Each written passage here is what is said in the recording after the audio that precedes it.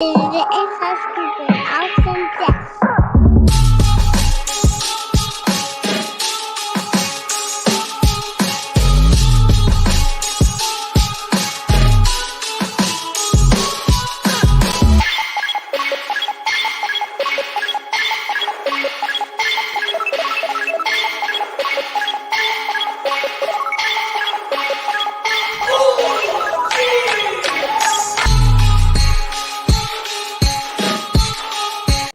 Welcome, everybody, to another episode of Inside Scoop with Alex and Jeff. I am Alex England. I'm Jeff Doss. Let's do this, guys. We got a big show, a big episode for you guys.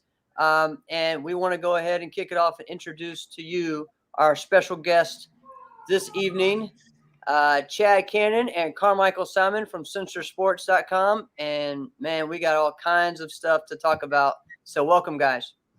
Thanks, man. Yeah, nice to see you guys. Yeah, thanks for having us on. Yeah, it's been a while. So we are excited. This weekend is the show. So Censor Sports Strike League Grand Prix, February 5th, 7 Eastern, 6 Central.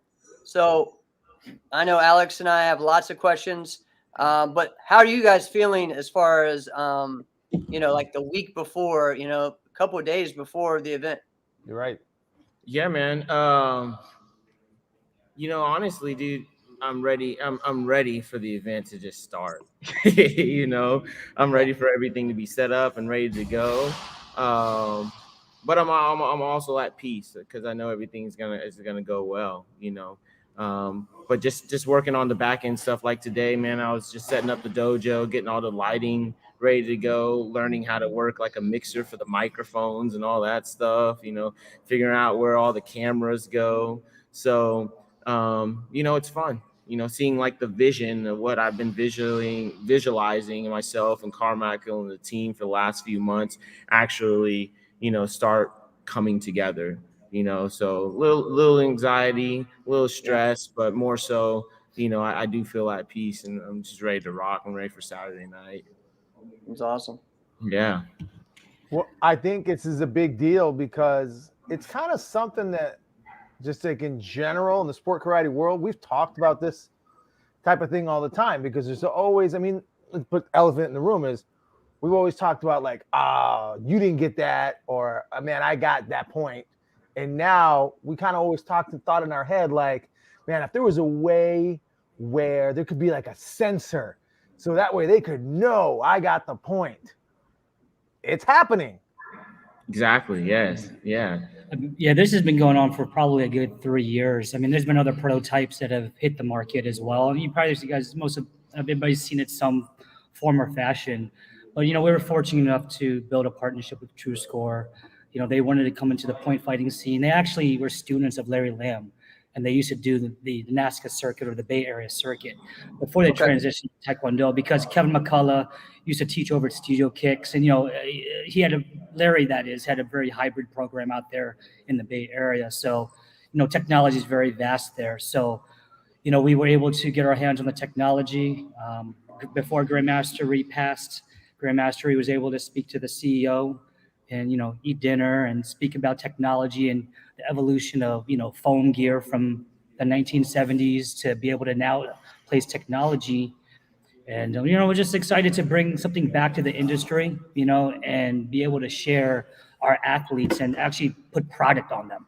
You watch so many great athletes do so many amazing things, and all they ask for is a little bit of advertisement or recognition or have some amazing shoe or apparel, and this is really how we're framing this. Is we were fortunate through Chad's relationships to get some amazing top fighters here in Texas. Maybe we'll find a king of Texas here over the weekend, but ultimately it's about placing, product placement now. That's what we're really thinking about, product placement and having the ability to do promotions. Awesome. Well, what I think is interesting that you just mentioned, you mentioned the connection of Jun Rhee and how important that was to where this connection is for you guys. And really, he was kind of the originator of safety gear. And so I thought that was interesting. I just tagged him, but I thought, Jeff, remember when we had John Worley on the show and he talked about like how safety gear became a thing. Yeah. And that had Junri at the center of it. He was the guy. Now we're taking it to like what could be the greatest level of it. And Junri was still a piece of that as well. I thought that was really cool. Yeah, that's awesome. That's really cool. Yeah. So explain a little bit just what we're gonna see on Saturday night. All right. So explain that part first of if people buy a ticket to Central Sports Strike League Grand Prix, what are they gonna see? Yeah, well, basically it's an 8-man bracket. We've got 8 fighters that will be fighting to the last 2, and we wanted to not only change up the game a little bit with the gear and the technology, but also how a point fight is ran. Too, because initially we were thinking about calling it sport karate, but we kind of wanted to take it away from what everybody sees as sport karate, because in a sense, point fighting, it's kind of been the same for years and years and years, the same format. So Carmichael and I had a lot of conversations on how can we change the structure of how a fight runs too. So what you'll see is, of course, like I said, we'll have our 8-man bracket. The fighters are going to go out. It's going to be best out of 3 rounds. And then, each round is a minute and a half. They get 30-second breaks in between. And then the kicker, which I really like, is the match starts at 5 points. So everybody has 5 points at the beginning of the match, and you actually take away points from your opponent.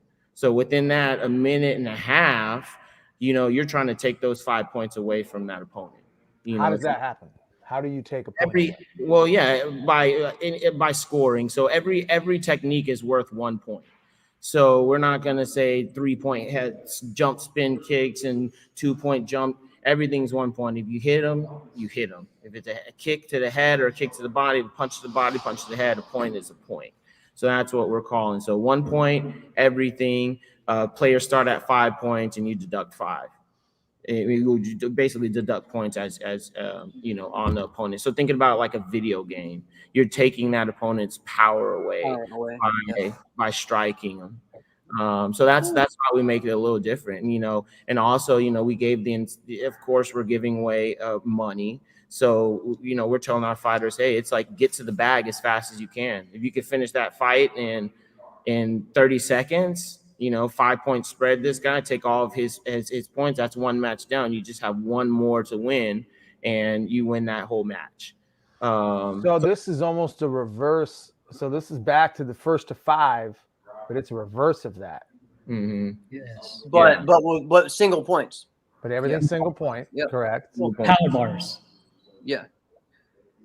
So you made a video game come to life, Right. literally. Yeah, that's what we're working on, man. Until the actual LCD projectors and backdrops come with all the lighting and the automation, that will be the next generation. I mean, they already have the technology now for Taekwondo, but there's no reason why we, as an industry, aren't able to do this. I mean, it's there, right? Yep. So why not give it to the athletes? And as Chad said, is if you're fast, if you're great, if you know how to kick, if you know how to use that timing, because remember, this is Taekwondo, right? I don't say sport karate per se, but your hands should be as fast as your feet. That's how we were taught, right? You should be able to kick as fast as a boxer punches. It doesn't matter if you're spinning, if you're jumping, if you're landing techniques, and you're getting the excitement, and you have somebody it's like, I know my quarterfinal round, I'm going to do 2. I have to fight 2 rounds no matter what. If I can beat you in 30-second rounds, that's 1 minute. I can win X amount of dollars after my 3 fights. I can only fight for 3 minutes. No different than walking into a traditional form and walking in, bowing in, and saying, representing yourself. That's your 3 minutes. You can do it quick and get cash. So we have incentives too. So, the fastest, the quickest round. So you'll get a bag for that, right? Get extra incentives for that. What is it? Technique of the night. Technique of the night, and then also you have like the People's Champ. The People's Champion. Okay, maybe Jeff and I were getting a little excited, and we were like trying to jump in and ask questions right away. Maybe what we should do, Jeff, Why don't you guys just explain this as if nobody knows a single thing? Because I'm finding myself getting more and more excited wanting to talk about it, but I feel like we should just let you guys explain the details totally. Yeah, I mean, and they're doing that right now. So just explain the next part of what we're. Yeah. So we talked about how visually what you would see is based on athletes. Here's the fun part: there's no judges. Right. He's just a referee, and we have an arbitrator on the side, and obviously the spectators who are there, whoever watches online, that light's going to go off. He will still manage the clashing, right? We are doing face contact for professionals, obviously. So he can still call that face contact. Obviously, there's no light on the face, but if you hit another reverse punch and then you hit somebody in the face and they clash, and obviously it's a clash, right? But if you hit somebody in the face and then they reverse punch to the body and that light goes off on that other individual, obviously the one who got he's going to call that point. So a face punch is still good. Face punch is good. Yes. Yeah. Okay. Cool. Okay. So I think that's interesting what you're saying. So what you're saying is, so I punch someone in the face and then they body punch me. What would that end up to be? Yeah, if the punch to the face was first, then you would get the point. Would the body punch also get a point? No. Okay. It's basically kind of like on a system to where like Chad, if you and I are fighting and you kick me in the head and then I backfist you in the head, my light doesn't go off, yours does. Yes. Yeah, so that would, what I would call, I would call the point that scored. In the technology works to where it's going to score the first technique. That's what I was wondering. Round kick gets the side of the head, it's the light, its light's going to go off. Okay. Got it. So, I haven't seen too many malfunctions. That's what the head referee and the arbitrator would be there for. If there were malfunctions like that would happen. But if you're getting kicked on the side of the head, all of the sensors or the wiring is on the sides of the head, around the top here, around the back of the head. All right. Yeah.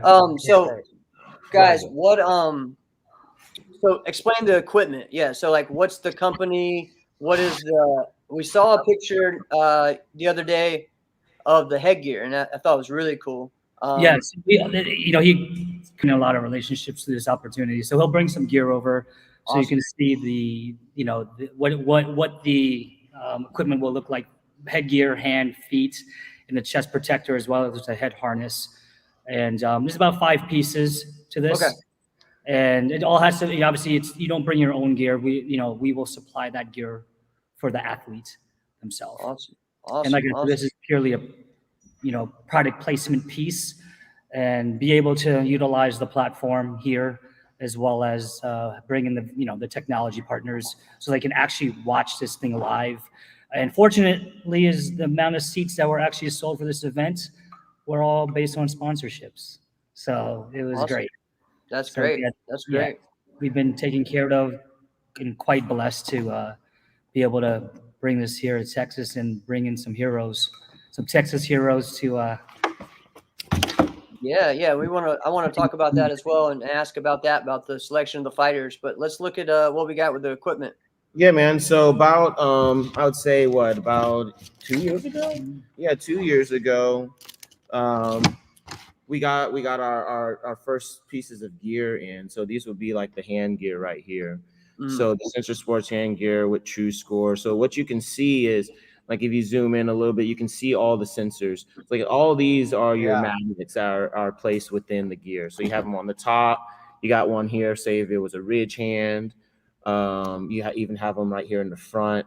So the hand piece has magnets everywhere where, the hand would actually strike. Okay. And then we have the foot gear. So this is our foam gear as well. So again, with the foam gear, this is the top. It has all the sensors on the front for, say, round kicks. Even all throughout the top.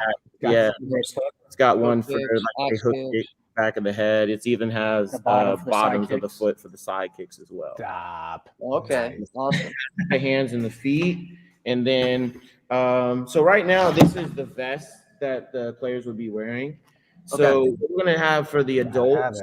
Yeah, and the adults in the evening, they're actually gonna strap this. This will go underneath their gi tops.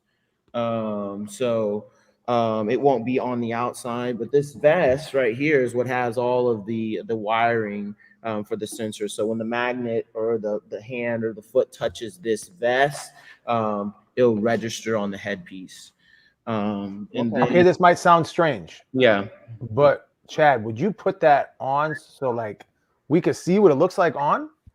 Yeah, if I have one, let me see if I got one. This might be a little small on me, but yeah, we strap it. We can do like a Man, do the back a little bit. for you, all those of you guys listening to the pod, go back, watch this. You're gonna see everything on the ground floor. This is nice. Okay, so it is. So it's everything, basically the whole torso. It looks up onto the small, chest. comfortable. Yeah, like And the sides. not big and bulky, but it's nice and lightweight. And like I said, this will go under their actual uniform. So that they can show off their sponsor, their school. But the cool thing is we weren't able to get it in time.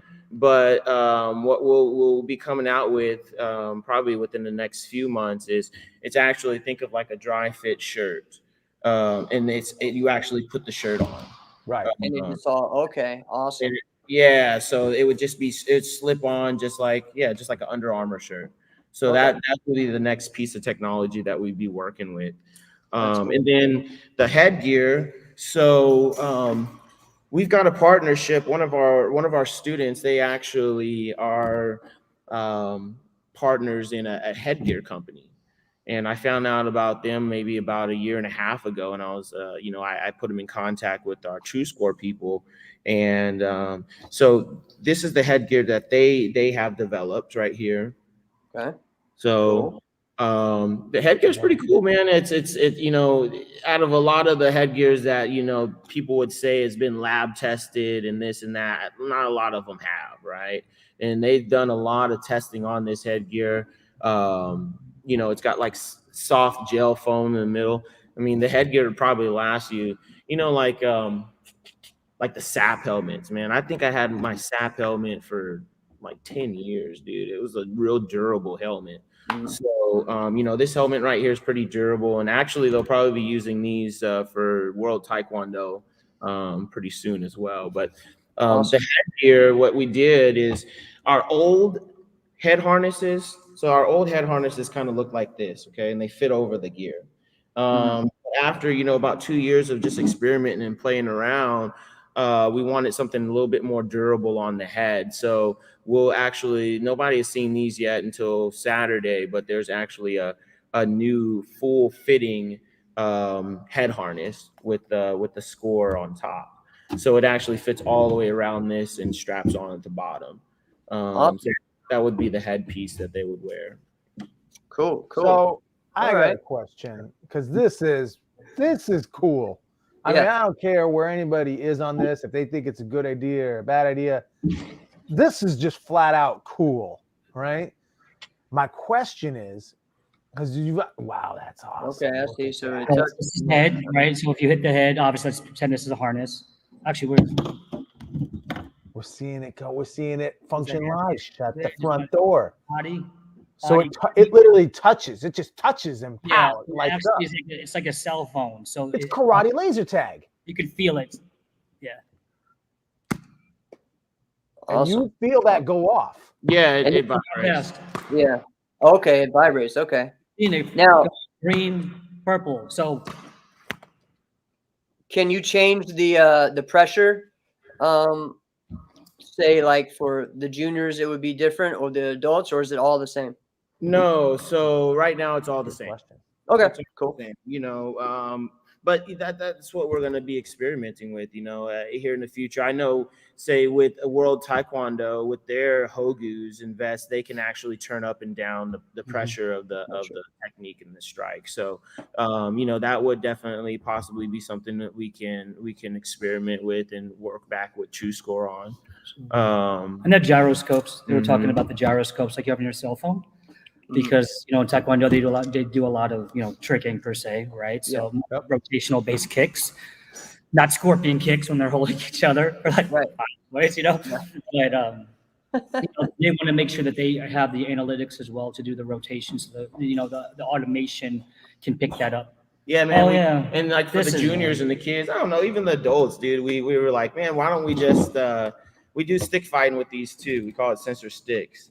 Yeah. You know, so for the kids right now, like Saturday, they'll do stick fighting. It works the same way. So, instead of just, watching kids just smack each other with sticks, it gets a little exciting just watching the headpiece goes off because it gets pretty fast. All right. So and you say like on Saturdays or on whatever, your students do this. It sounds to me like your students, Chad, have really had like a leg up for the past couple of years on the rest of the country. I would say with martial arts technology in terms of with sparring stuff, yeah, I'd say so. Yeah, with the technology of sparring, yeah, and honestly, I don't even think they realize what they have right now. Of course. It's just normal to them. It's just like putting on a hand pad. Yeah, they don't know any different. Wow. Yeah, but we definitely explain the technology to them and all that good stuff. So think about this. Like when I come in and watch his classes with the kids, at times it's self-governed, it's self-control. They know when to stop because when the sensor goes off, they know they got hit. Right. So he's not the control. That's cool. Yeah, man. Yeah, switch like every whatever 60 seconds, minute, whatever you're doing, and they just self-govern herd. Mm-hmm. But yeah, right. So because it sounds like karate laser tag or like a video game, and we all have played video games at some point. We have found loopholes and cheat codes in video games. Are there loopholes and cheat codes to this thing? I would say the only loophole would be like if you throw like maybe a lazy technique or something, like and you swipe, and we call it the swipe technique. Yeah, we have so kind of like what we see happen in Taekwondo. Yeah. So say like if I was fighting Carmichael and I just got my tippy toe and just swiped, I'm not going to call that a point as a head ref. Right. But it would go off. It'll go off, but the head ref has the veto power, the power to say, hey, that I need a solid technique. Yeah.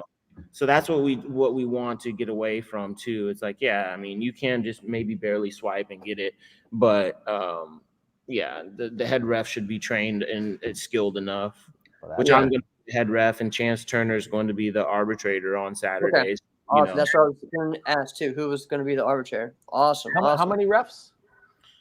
Just one head ref and one arbitrator. So basically, all you need. Yeah. So basically, what happens, the way that it scores, there'll be a red fighter and a blue fighter. So I'll be in the ring once the light goes off. Say the light goes off over here. I say light red, 1 point blue, and I look at Chance and he clarifies, and then boom goes to the scoreboard and we go. Awesome.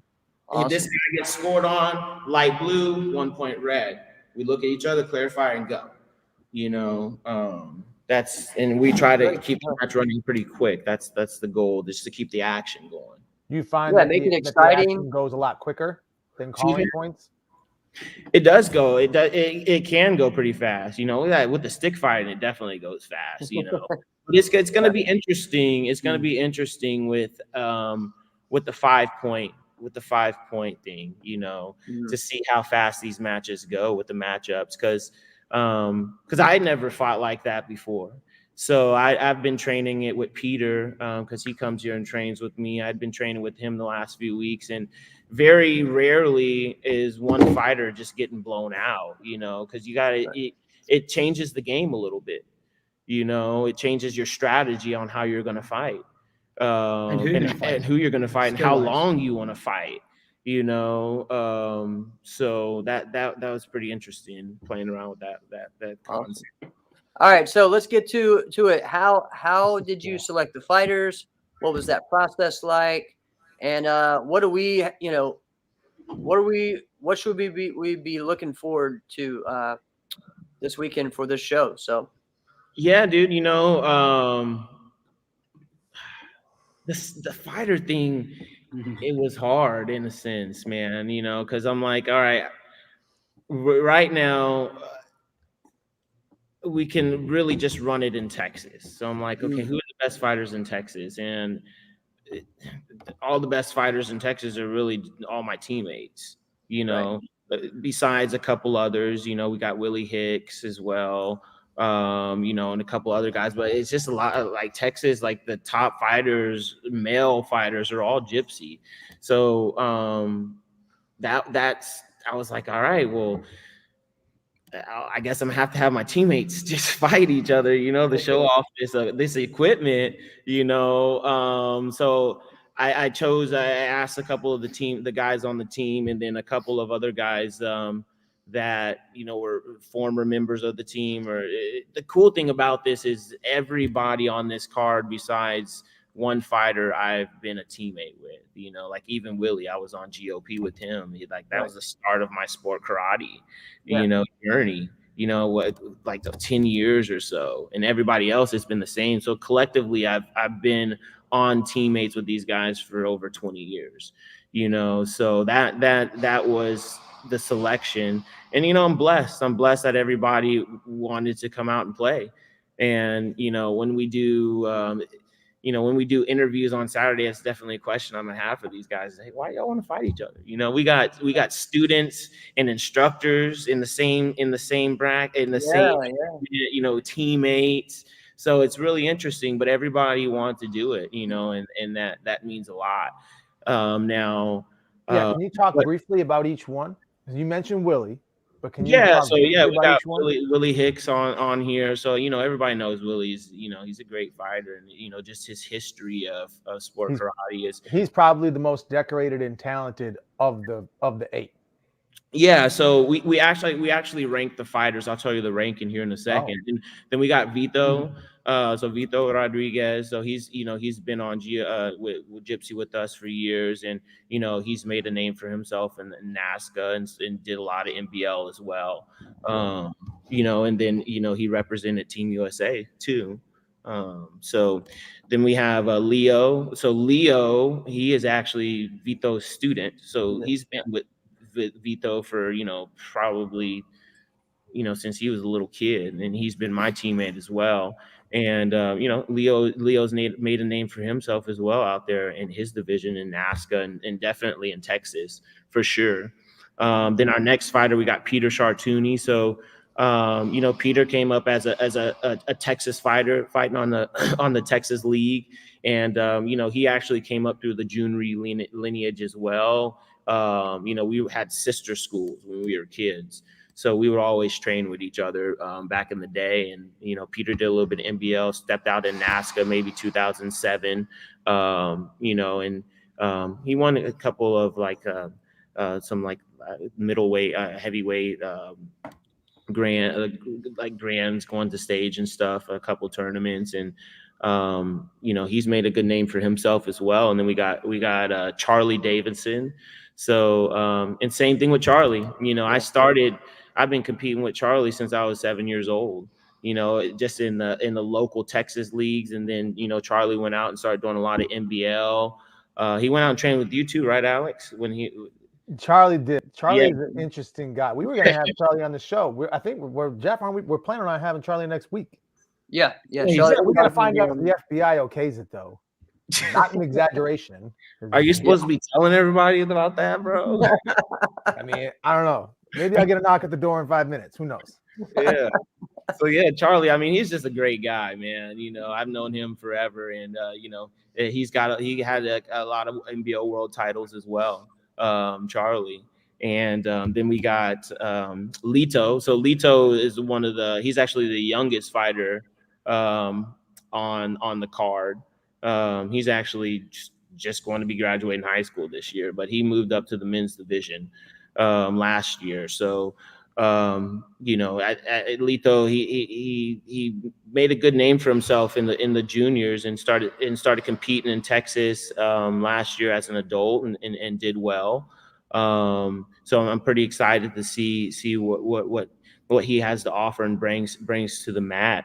You know, then we got two more, Jerzon. So Jerzon Kennedy, he was another local Texas guy. He did a lot. He did a little bit in the NBL out here as well. The thing about Jazan, he's the tallest on the card. Dude's like 6'7", Okay. 6'8". Wow. Yeah, dude is tall, bro. And he's a kung fu martial artist. Like, it's crazy. Okay. Man. Yeah, he's kung fu, but he does sport It's gonna be karate. cool. It's gonna be cool. Yeah, dude. So it's a real interesting mix with him because his how tall he is. He can kick quick and he can also blitz and stuff as well. So he can catch you off your guard if you're not paying on your game. And then he was also on Gypsy as well for quite a few years until he went to college. And then last we got Shoddy. So Shoddy is one of Bear Lobe's students from out of Houston. Yep. Yeah, I'd seen Shoddy fight a couple of times at a few tournaments, and he moves around well, and he can hold up for himself in the ring. So, out of all the Texas fighters, I felt like this would be a good mix. Mm-hmm. And then ranking. So that was one. The hardest thing was matchups. Because I'm sitting here looking at all these matches, I'm like, oh man, I know some of my friends might not like these matchups. I can't be biased, I have to put my mind into promoter mindset now. So that was the hardest piece, doing the matchups. But I knew the fighters so well that I knew that the fights that we would put together would be interesting fights. So I had mentioned about the ranking. So here's our top 8 ranking. And this was, Carmichael and I had talked about this, and he was like, we should rank them, and then based off the ranking, put them into to the bracket. So we got Willie at number 1. We got Vito at 2, Leo at 3. We have Peter at 4. We have Charlie at 5. Lito at 6, Jerzon at 7, and Shoddy at 8. So that's our top 8. Okay. Now, remind me again, which one is the guy who's 17'11"? That's Jerzon. Jerzon. Yeah. Tall one. I'm not gonna. I've got to see this. Everybody listening is being like, I want that 6'8" back fist. Everybody. Dude. I gotta see that. Yeah, and the thing is, he's got a quick front leg. So I know I fought him a couple times, and it's like if you're in that zone to where, I mean, he can kick you like Raymond has 3 different totally all kinds of different zones. So for example, like if you're in like a flash zone, which Raymond would say a flash zone, or a no zone. He has a no zone. There's a no zone that's really far out. Like this dude can kick you in the no zone if you're in the no zone with his round kick. And I've been kicked with it before because these legs are like so long, bro. So Who's the tallest person you've ever fought outside of him? What's the dude's name from he was on Hayabusa from Roman. Oh, Roman. Yeah. Roman at US Yeah. Open. Yeah, dude. He's 6'5", so that makes sense. Yeah, I would say Roman would probably be one of the tallest. Yeah, Roman or Jerzon. Yeah, one of the two. Jason would be. That's crazy. Yeah. That's awesome. Yeah, So we have the link in the comments, guys. So go ahead, get your tickets. Centersports.com/events. So click that. And go ahead and get your tickets for that while you're listening to the show, while you're watching. Explain what's going on during the day though. So you not only are you putting on a live show that night with this Grand Prix of just male fighters for this first one, right? But what are you doing during the day? You're doing like pretty much like a tournament during the day, right? Yeah, so we're doing a rookies tournament. So what we consider the rookies are, 17 and under, black, all the way up to from beginner, intermediate, advanced black. So we're doing the rookies tournament during the daytime, just to give people a different look at, different ways to compete, So that'll be during the morning time, and then the evening would be the Grand Prix. Awesome. And just, like, yeah, the rookies tournament is to bring just more awareness, because eventually we'd like to either have more placement of censor sports at bigger tournaments or more, they like to say NASCAR or whatnot, or, continue to just build our league to where people come to censors and it's all combat. Right. Because I've spoken to a lot of fighters, and just think about it. You go to a NASCAR tournament, there's like, I'm over exaggerating, but there's like 100 divisions that a kata competitor can compete in. But for someone who wants to fight, they fly all the way from, all the way across the country, and they only have one division to compete in. And, they have teams fighting, they have continuous fighting, but it's like, man, if you could come to a tournament and you have, say, 5 different divisions that you could just fight in, I think that would be pretty fun, and it gives what's interesting, Chad. I want to piggyback off of that, because you're absolutely right. So I was talking with somebody, at the last event, and they were kind of stepping into like that level of fighting, and they were like, "Well, maybe I should try team fighting, so I should get another, so I could get some more fighting in." And I went, probably don't do that. Right. And they're like, why? I get another round. I go, you got to understand, the people that team fight are the best in the world. Yeah. Right. Nobody's just like, hey, I've never met you before. I thought you took 4th place at that last tournament. Let's do this together. No. It's the best of the best. And sometimes those guys get benched. Right. So there's no scrubs in a team fighting division. You might get one in like an open weight. That's starting to become a little bit more common, so that everybody can compete. Mm-hmm. But you're right. It's a bummer that like you really get your weight division or your age division, whatever it may be, and that's it. That's the only fair division. If somebody really wants to just kind of enter into that level of fighting, that's it. Either that or go swim with the sharks.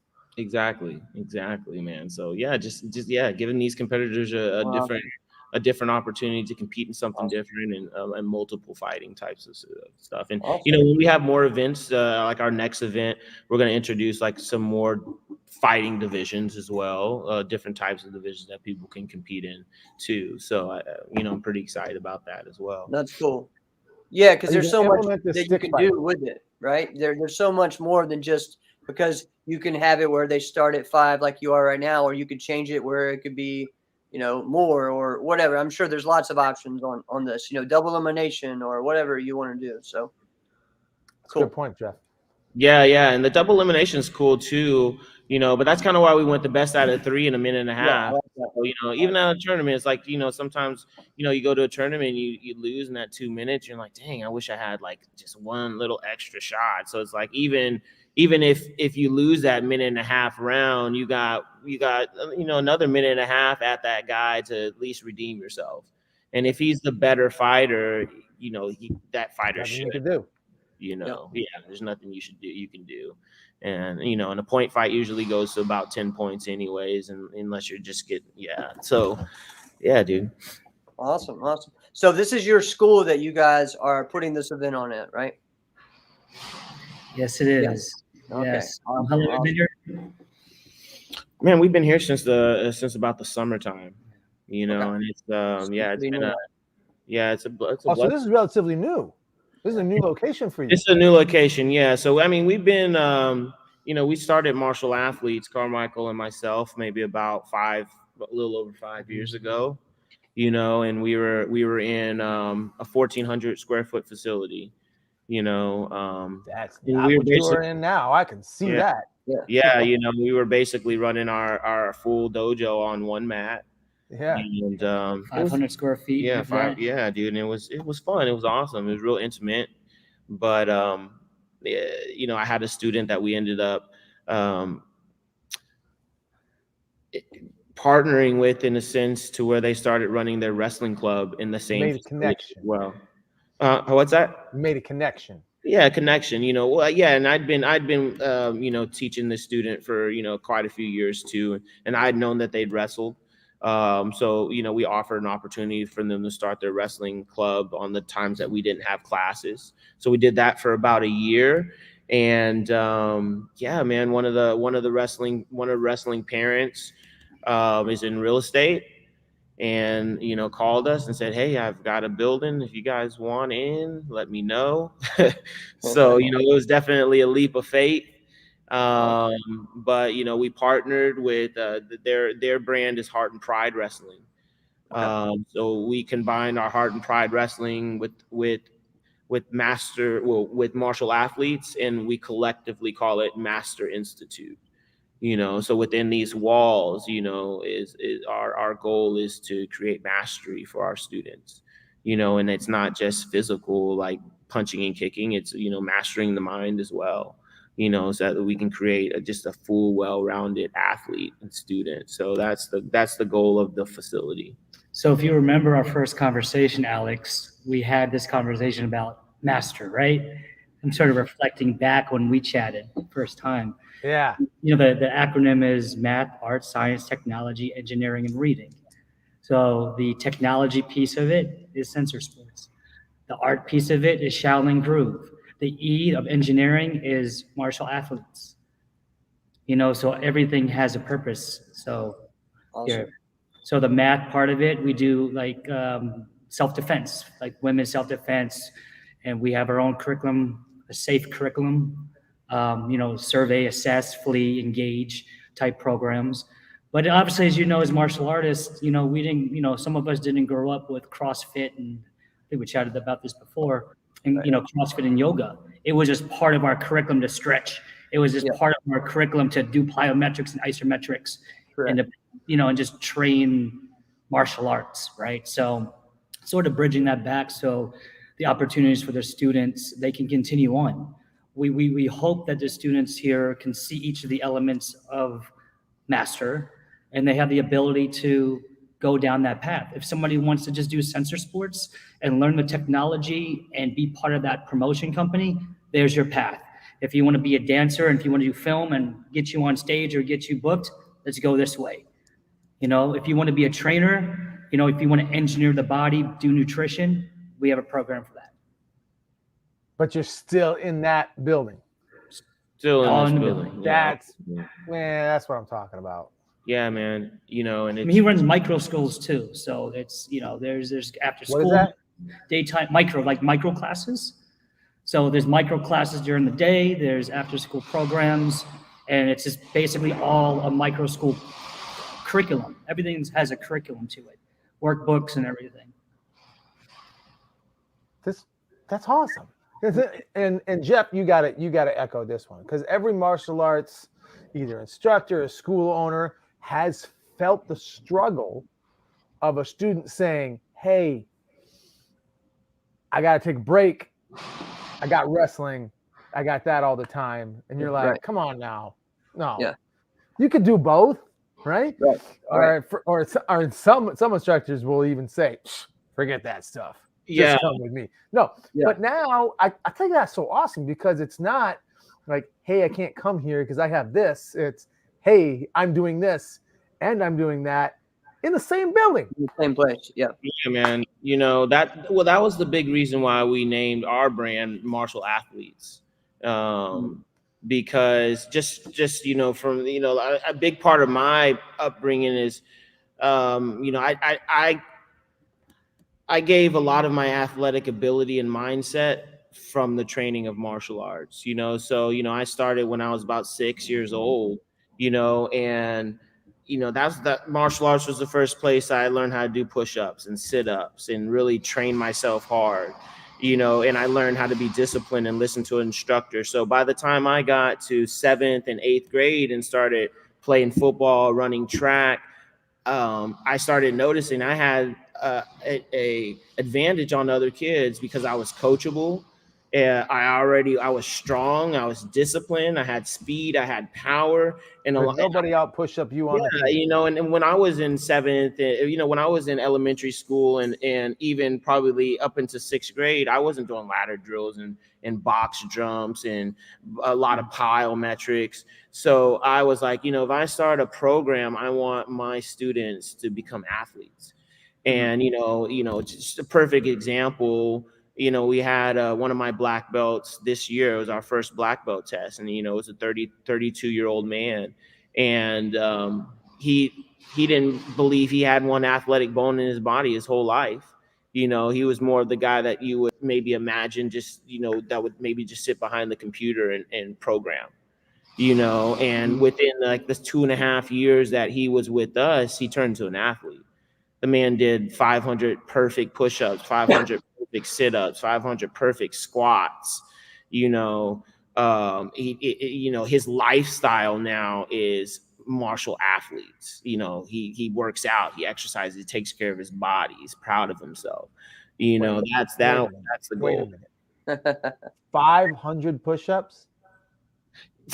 Hey, bro, I said the same thing.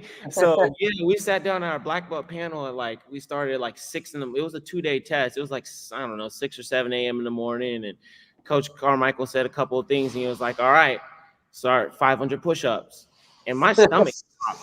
I was like, my stomach dropped. I was like, "Dang, dude!" And you thought, man, I was gonna suck with you guys. Yeah. I don't know.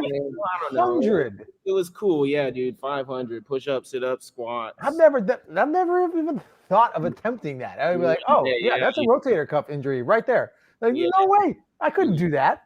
Yeah. Nuh-uh. The youngest. Jeff, what's the most push-ups you've ever done in one stretch? Yeah, 100. Yeah, not 500. I know right now it's 100 because Junior did 100.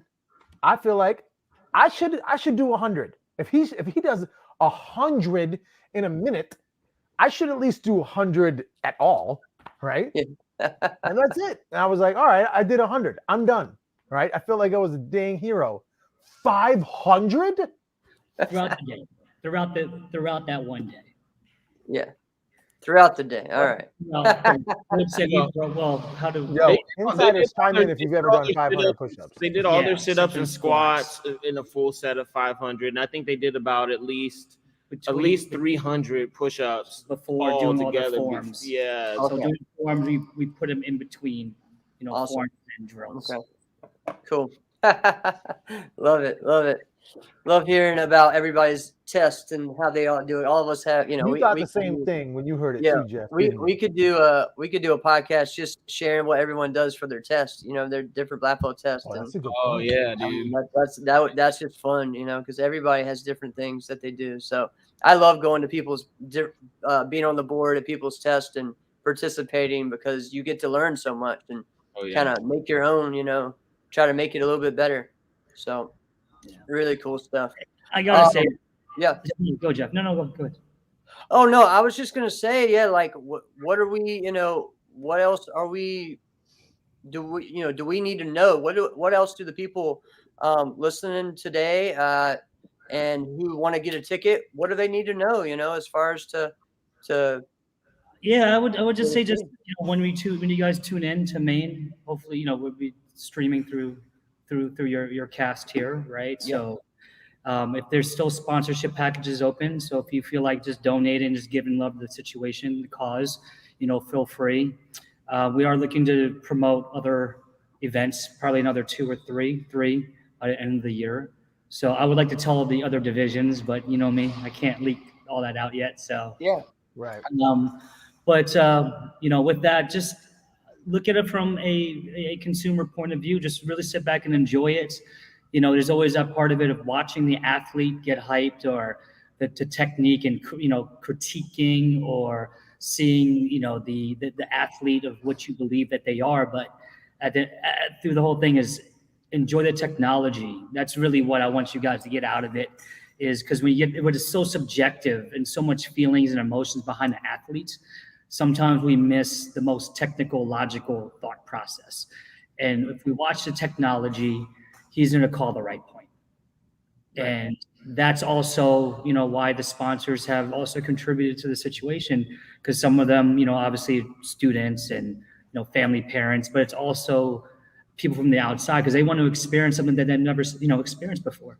That's really it. Like everybody wants to be educated a different way. And this is a way to educate. That's awesome. Awesome. Carmichael, just what you said when you said, join in, sponsor, all right, contribute if you can. Really, there's a lot of great things that are happening within sport martial arts. There are some people you should get around. Censor Sports. I mean, it sounds like you guys are doing something phenomenal. Yep. All right. And I mean, virtual fight league. I tell Jesse Ray, just take my money. Just take it. You know? Just take it, because I'm gonna. If I miss one, that's on my dumb self. Just take it. Right. We're all listener supported in some way, shape, or form. Right. Yeah. So we should all really get around. That's just fun. We all should just share money. Let's just share it all together, right? That's really think about this. This is what who you see is a reflection of who you guys developed. And what I've been able to do is just instill generations of knowledge and wisdom from our grandmasters. So we all own this building together. So whenever you guys, anybody in the country that supports obviously our industry and sport karate, you guys are always welcome here. You know, this is your home too. You take whatever you guys want, use whatever you want, because ultimately this is the experience that we all get, and this is a reflection of you all supporting us and the fact that, you know, we have the ability to do that now. Awesome. I love it, man. I love it. We always learn a lot when we have Carmichael on, and yeah, don't call it a comeback. Yeah. Man, man, it was great to have you on, man, finally, because we've been wanting to have you on as well. And I mean, it was a great opportunity for us just to learn more about you and hear you and how much, you know, you've put into this. So, you know, really excited to see this on Saturday night. Absolutely. You know what? I want to take a moment, because Carmichael, we've had shows dedicated to just you. And I'll tell, for listeners listening, if you missed them, let me just give you the Cliff Notes version. Carmichael Simon is either your hero or he's your instructor's hero. Yes. Right? And you need to get around that. Right? So if you don't know, you're like, hey, who's this guy? Like, yeah, he originated most of the moves that you're like deriving your tricks from. Right? Anyway, point is, so Chad, we haven't had you on to tell your backstory too much. So give me the Cliff Notes. How'd you get this thing going? We heard you started when you were 6. Yeah. But we've seen you do a lot of things. I think I saw you do like a butterfly twist round kick in like a point fighting match. Did that actually happen? I don't know.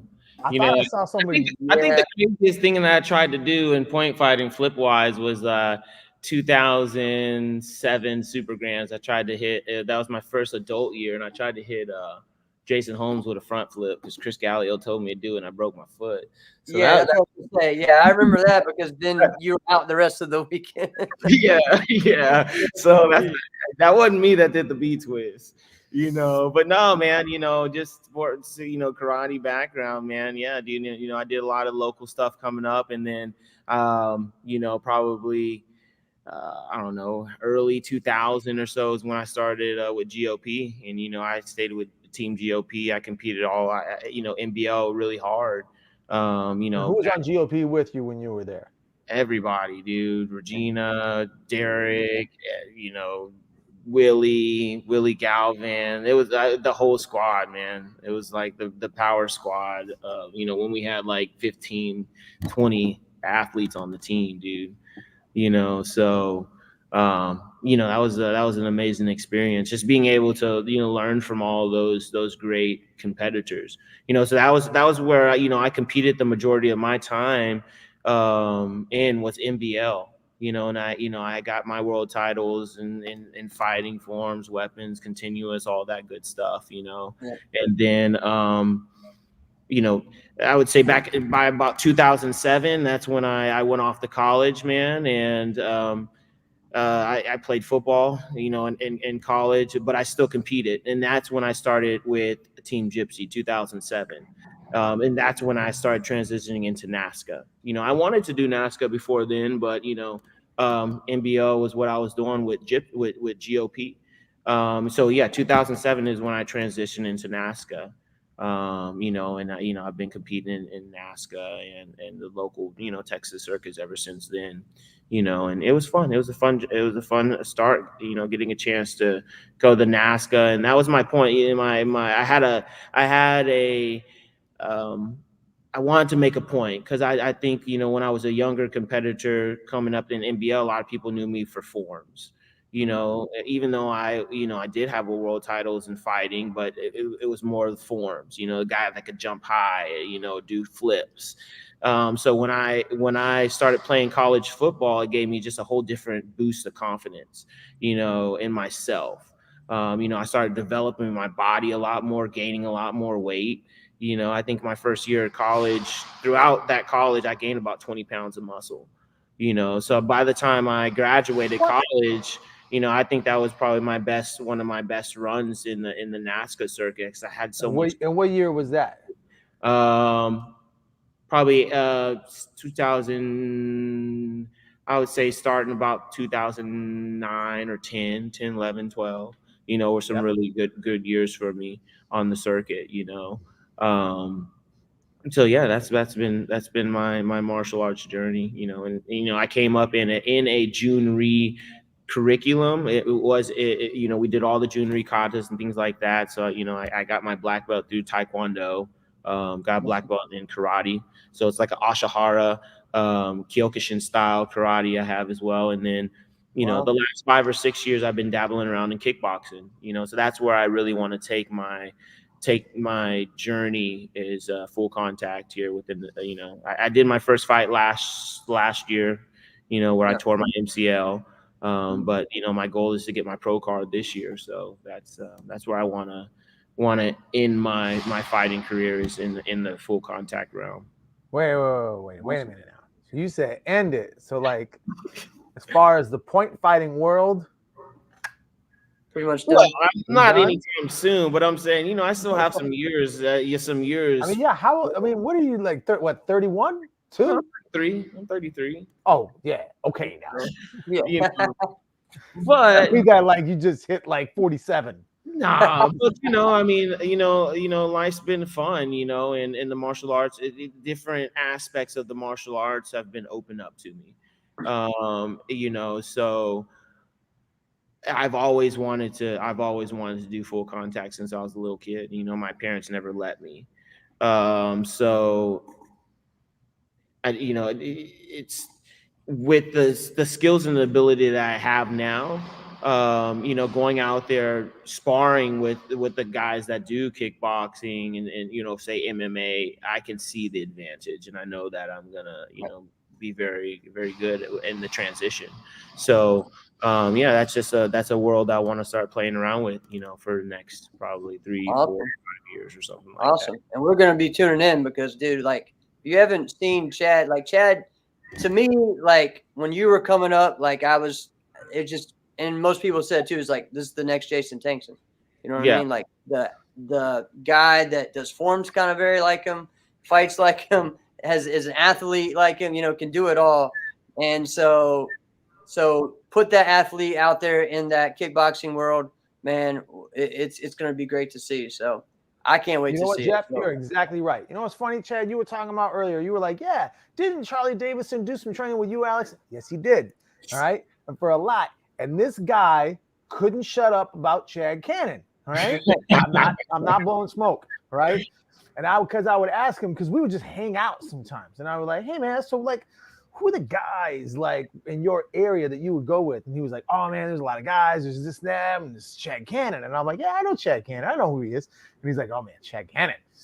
Chad Cannon. And I'm like, yeah, I've seen him fight before. I get it. And he goes, oh, but you've seen his forms. I was like, no, I've never seen his forms. He's like, oh man, he's better at forms. And I'm like, stop this.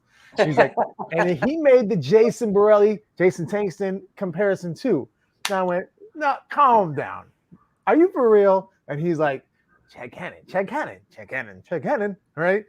And I'm like, so you're for real? Now, I've heard of this endorsement from multiple people, all right?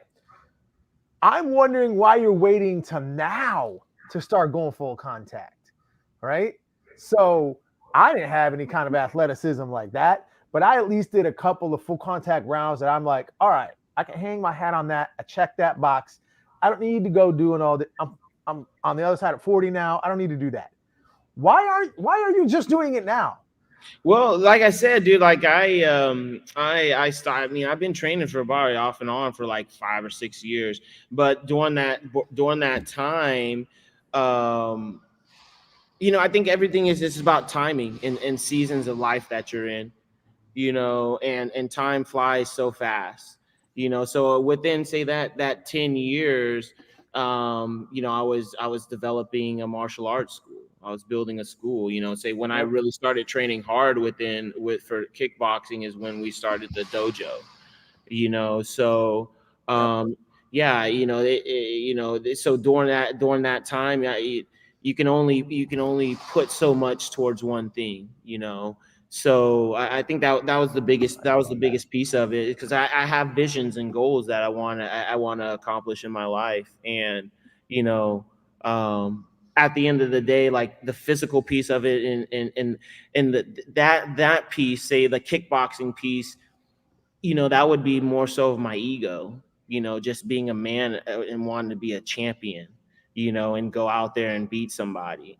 But at the end of the day, like, your ego only goes so far. You get older, there's going to be times when you can't fight. So you have to build up pieces of your life to support that journey once you're past that time when you're competing. So, Right. I was working on all the stuff on the back end. And now, I'm at a place now to where I can commit my mind and my body to something. And, like I said, I'm not trying to be a kickboxing and fighting for another 10 or 15 years. That's not what it is for me, so yeah, it's that time of the season. Life. Well, you sound very intentional about your goals. Go ahead, Yeah. Carmack. I don't want to cut you You're off. right. It's very intentional. The goals are there because there was one thing when I first met him as well is he had so much talent that there was so much more to give. And the curriculum Just Master itself is actually a reflection of partially my personality and his personality. So we don't really get stuck into one thing and then just drive it and then get bored of it and then have a bad taste in our mouth with the brand. We end up going about 80% and then we shift and we're already planning the next. So all these intervals that are consistently happening every 2 months, and everything is building on top of each other. So it's a complex process per se, but when you live through it and you're out of this sort of corporate mentality and you have this all accessible to you, then you actually can train it and you can actually visualize everything and be in a space where you can train, where you can bring in other coaches, you can train other people, right? And you can set production, etc. So it becomes a lifestyle. Not everything hits at one time, as you all know, right? It happens in intervals, right? So, but you can only put so much in it until you have to let it go or just let it sit there and shelf it and work on the next one. Because eventually that next one is going to move forward and everything keeps moving forward over time. Because they all kind of interweave with each other eventually. Wow. It's like your form, like doing your form. Like, how much choreography do you have, Jeff? Like, you must have choreography for days, and you can pick from anything that you want, and you just pick what Pretty you much. feel. Just kinda, Uh, yeah, Speaking exactly. of Jeff's form, Carmichael, you would have loved it. You should have seen this guy in Chicago.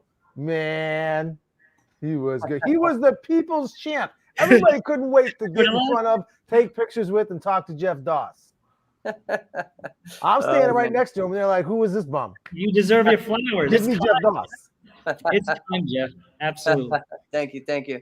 I'm going to be on. By the way, I'm going to be on Jackson's podcast this Friday at 8:30. So Very check nice. that out. I'm excited for that. Thank you guys for joining us, and we can't wait to see Censor Sports this Saturday. It's going to be great.